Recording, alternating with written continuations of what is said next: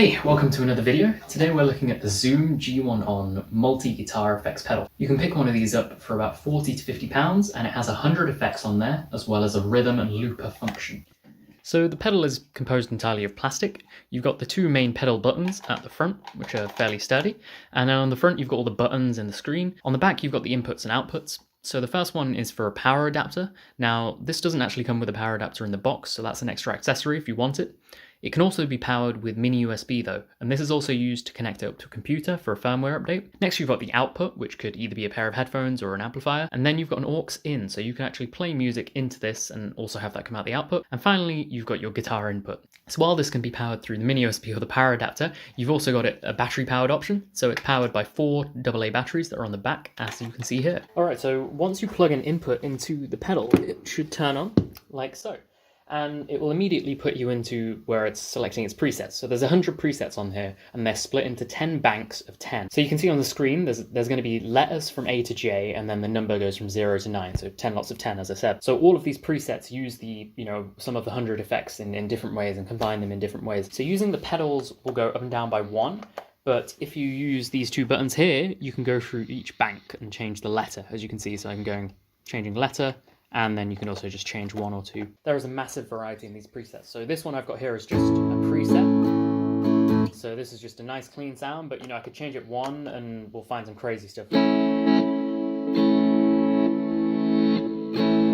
got some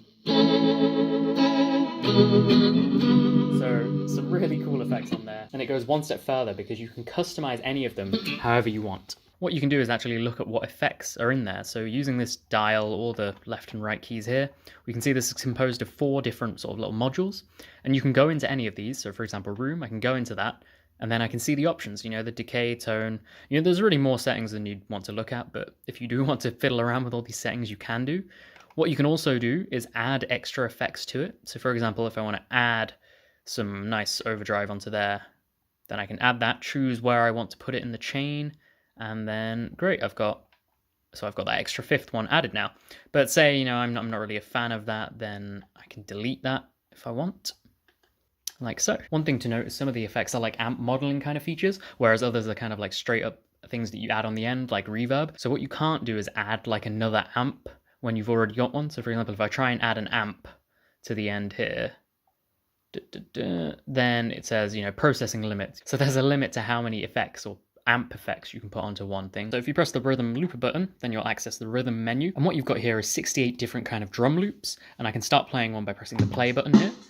So I'll stop that for a moment. There's lots of different patterns. I can change through them. You've got soul, hip hop, pop rock, you can also change the BPM of them and how loud they are. So that's very easy to do. This could be quite useful maybe if you're a solo performer and you just want to practice with a backing beat. Next, if you press the rhythm looper button again, you'll access the looper that is built into this pedal. If you don't know what a loop pedal is, basically you can record a bit of a track and then you can stop that and it will sort of play it over and over again, and then you can overdub it, add different little bits to it. And it's pretty cool, very fun to play around with. Now on manual mode, you're choosing how long these segments last, but what you can also do is choose a number of beats along with a BPM. So you can choose up to 64 beats, whereas on manual mode, you can do 30 seconds. But on both counts, this is actually quite a short amount of time compared to other loop pedals that are out there. In terms of using it, you can press the play record button to record a section. And then once you're happy with that, you can press that again and it will start looping over. You can stop playing that.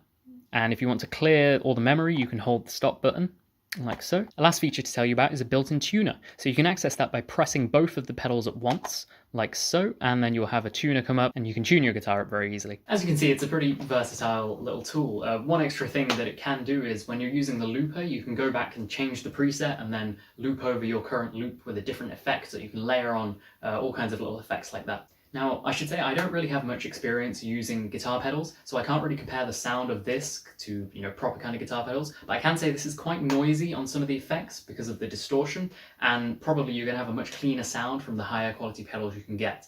But the good thing about this is you have so many effects and it's so cheap. This comes at the cost of less than like one proper guitar pedal. To conclude, I think there's a lot crammed in here in terms of value for money. You've got so many different features and you've also got the different rhythms and the looper. Onto the cons though, and a big one for me me is that the looper only has 30 seconds or 64 beats, and that really isn't very long. Even the most basic loop pedals you get can do several minutes, so I think this is a major shortfall. The other thing, as I've said, is the quality of the effects might not be as good as, dedicated guitar pedals. I think that's a reasonable drawback considering the price of this thing. I think that's all I wanted to say about this. If you have any more questions, drop them in the comments. Otherwise, I'll see you in the next one.